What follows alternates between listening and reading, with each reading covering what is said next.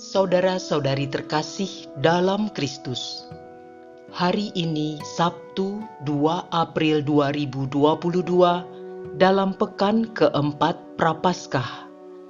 Bacaan dibawakan oleh Erika Adnil, Mazmur dilantunkan oleh Marcelio Adrian Aridewo, dan renungan ditulis oleh Laurencia Ineke. Selamat menekuni sabda Allah. Marilah kita semakin mengasihi, semakin peduli, dan bersaksi.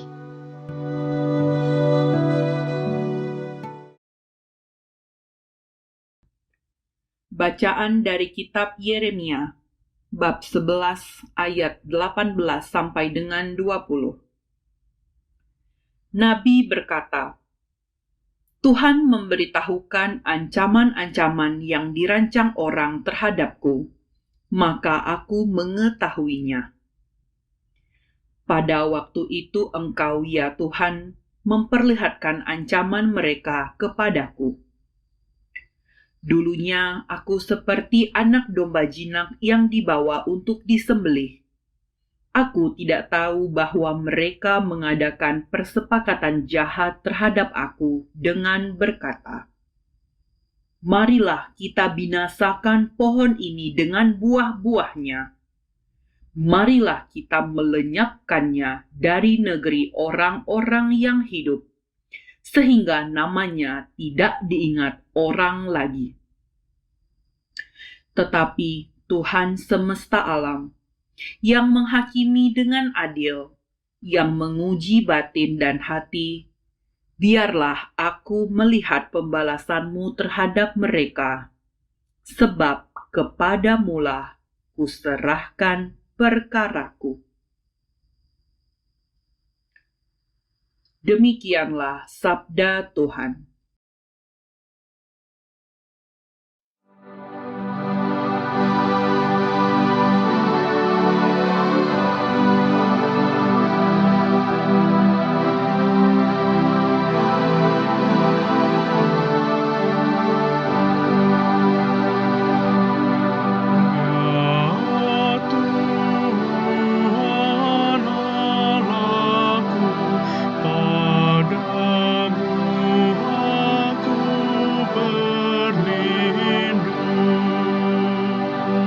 Ya Tuhan Allahku, padamu aku berlindung.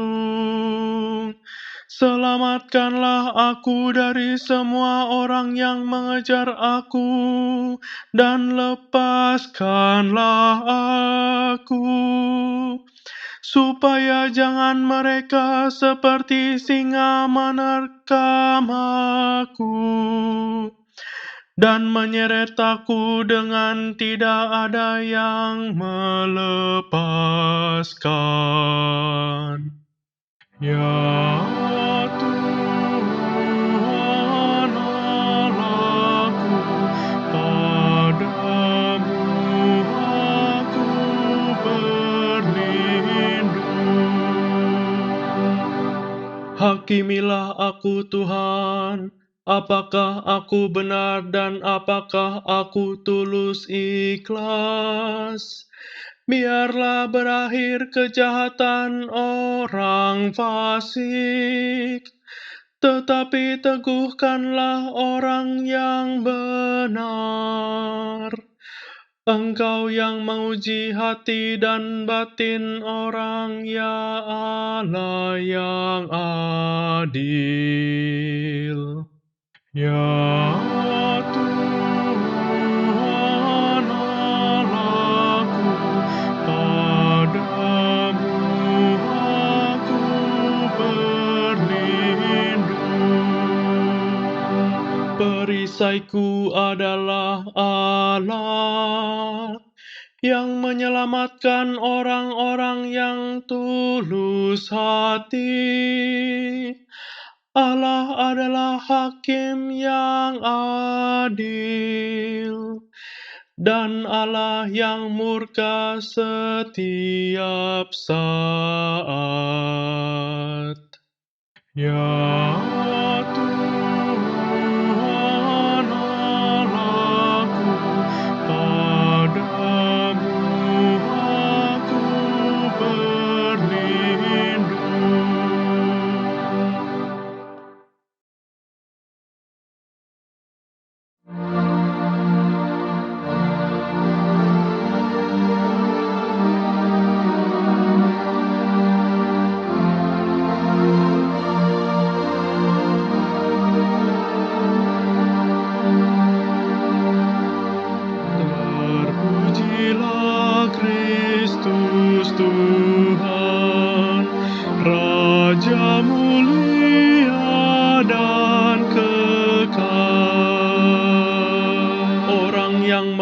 mendengarkan firman Tuhan dan menyimpannya dalam hati yang baik,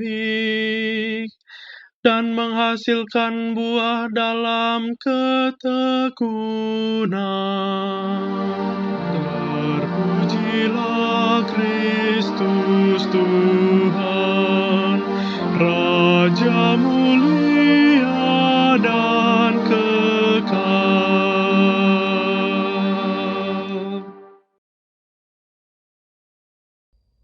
Inilah Injil suci menurut Yohanes, bab 7 ayat 40 sampai dengan 53. Sekali peristiwa Yesus mengajar di Yerusalem, beberapa di antara orang banyak yang mendengar perkataan Yesus berkata, "Dia ini benar-benar nabi yang akan datang." Yang lain berkata, "Iya, ini Mesias."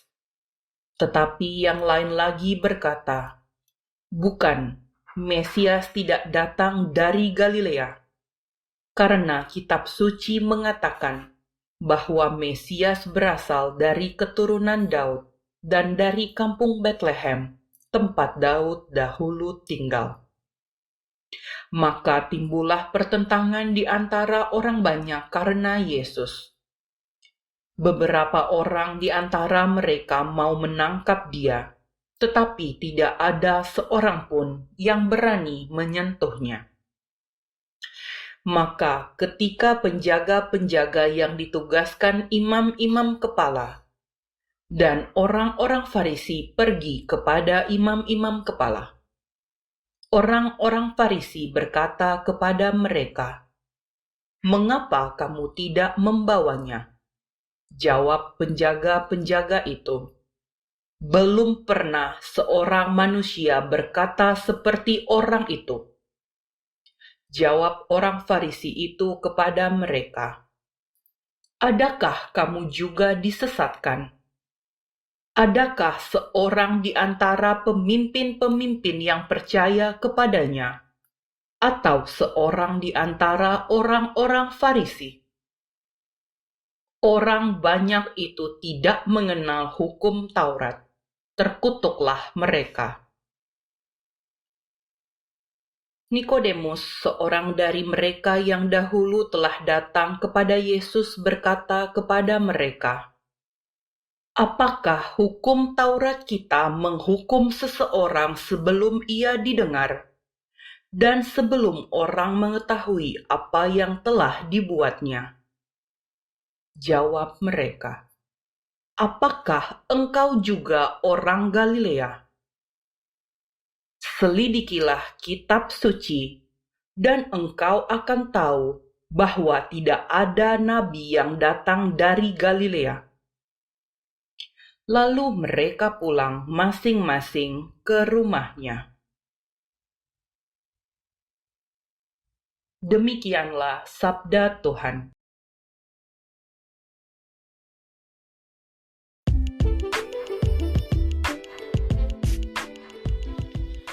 Mengelola hati dan batin dalam menghadapi pertentangan. Renungan dibawakan oleh Laurencia Ineke.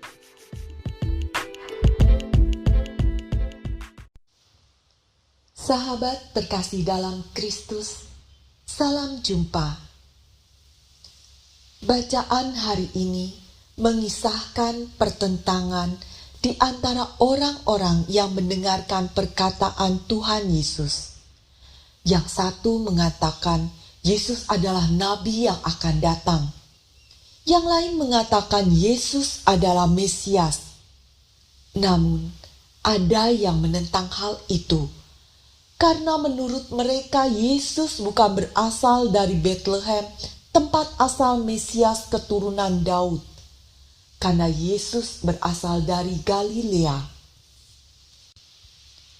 Pertentangan dan bentrokan seringkali terjadi dalam hidup ini, karena perbedaan pandangan dan prinsip hidup, budaya, sosial, dan ekonomi.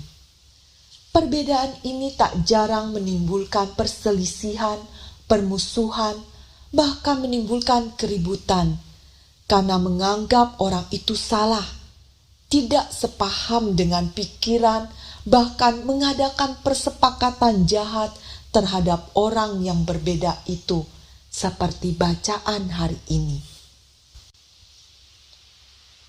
Pertentangan kadang terjadi karena ketidakmengertian atau karena tidak mengenal, seperti halnya orang-orang yang tidak mengenal Tuhan Yesus.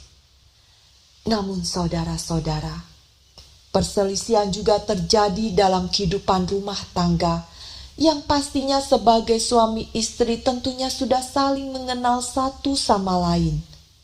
Tapi karena perbedaan prinsip, terjadilah pertengkaran mempertahankan prinsip hidup masing-masing. Tak jarang pertengkaran itu menyebabkan perceraian karena merasa sudah tidak ada lagi kebahagiaan dalam menjalani kehidupan rumah tangga.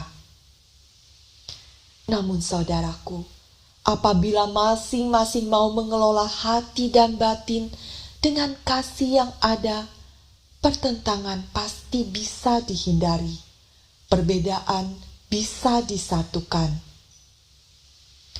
Dengan kasih, kita bisa menghilangkan ego, dan dengan kesabaran dan kesadaran antar anggota keluarga, kita bisa menyerahkan segala perkara pada Tuhan dengan iman dan percaya bahwa Tuhan pasti akan melindungi dan menyelamatkan kita. Kita bisa kembali hidup dalam kasih Tuhan, dan kebahagiaan bisa hadir kembali dalam hidup ini. Saudara yang terkasih, pertentangan juga terjadi dalam kehidupan bermasyarakat. Terlebih saat ini, akibat pandemi yang berkepanjangan, banyak sekali saudara-saudara kita yang di luar sana mengalami penderitaan akibat pandemi. Dalam kekalutan hidup, tak jarang emosi menjadi tidak terkontrol. Gesekan sering terjadi karena perbedaan. Apalagi mendengar gosip dari sana-sini tanpa tahu yang sebenarnya terjadi. Hal ini menimbulkan pergolakan dan bisa menyebabkan kerusuhan. Saudaraku, untuk menghindari pergolakan, mari kita dengan rendah hati menekan ego untuk turut serta dalam pertentangan itu yang akan menyebabkan suasana makin panas. Dan alangkah indahnya apabila kita bisa bersatu saling membantu bersama dengan pemerintah, komunitas. Mari kita berbela rasa dengan saudara-saudara kita yang sedang menderita, dengan memberikan bantuan untuk orang-orang yang membutuhkan. Dan dengan demikian, akan tercipta kebersamaan yang bisa membawa pada kebahagiaan bagi kita semua.